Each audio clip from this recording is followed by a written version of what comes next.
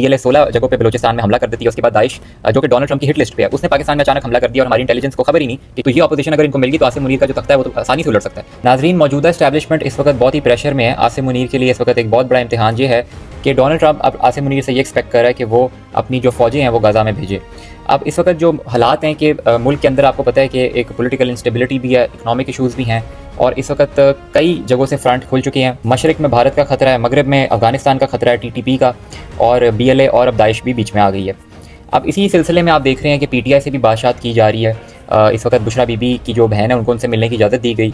उसके बाद आपने देखा कि सोहेल अफरीदी की मुलाकात हुई, पहले शहबाज शरीफ के साथ, फिर एपेक्स कमेटी का इजलास हुआ जिसमें कोर कमांडर पेशावर भी मौजूद थे, और नजम सेठी भी अपने टॉक शो में इस बात की तस्दीक कर चुके हैं कि इमरान खान की जेल में मुलाकातें कुछ लोगों के साथ हो रही हैं। वो फैमिली के या पार्टी के लोग नहीं है, लेकिन उनकी मुलाकातें हो रही हैं।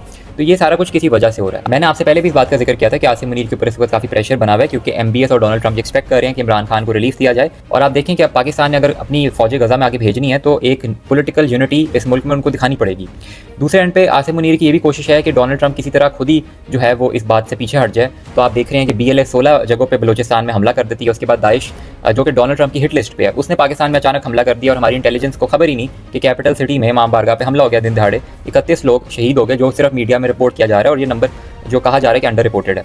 काफ़ी लोग ये बात भूल जाते हैं कि जब डोनाल्ड ट्रंप 2017 में पहली दफ़ा प्रेसिडेंट बना था तो आप अभी स्टेट डिपार्टमेंट की नेशनल आर्काइव्स में चले जाएं, प्रॉपर फॉरेन पॉलिसी तैयार हुई थी कि हमने किस तरह ISIS यानी कि दाइश को टैकल करना है। तो अब अगर यहाँ पे ये कह दिया जाए कि देखिए TTP का मसला है, BLA का मसला है, तो उनको इतना समझ नहीं आएगा। लेकिन जब आप उनके सामने दाइश का मसला रखेंगे तो वो उसको ज़्यादा रिलेट कर सकेंगे। तो हो सकता है कि वो आपको एग्जेम्प्ट कर देंगे, चलो भाई तुम लोग फौज अपनी ना भेजो, क्योंकि अगर ये खुद मना करेंगे तो इनको अच्छी तरह पता है कि डोनाल्ड ट्रंप ने 1 सेकंड भी नहीं लगाना इनको साइडलाइन करने में। और अभी तक जो लोग खुश हो रहे थे ना कि वो देखें भारत को उसने पीछे कर दिया, वो सिर्फ पाकिस्तान को इस्तेमाल कर रहा था। अब देखें ना, इंडिया के साथ उसकी डील हो गई है।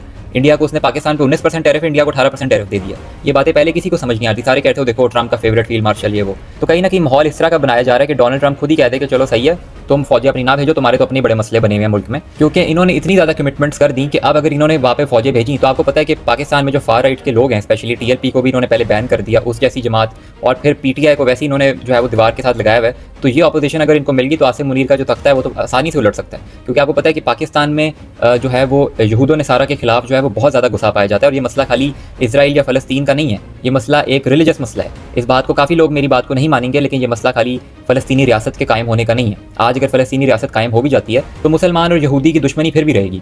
तो आसिम मुनीर इस बात को जो है वो समझ चुका है, और उसको ये डर है कि अगर ऐसा कुछ हुआ तो यहाँ पे एक बहुत बड़ी बगावत हो जाएगी और उसकी कुर्सी खतरे में पड़ सकती है। शुक्रिया।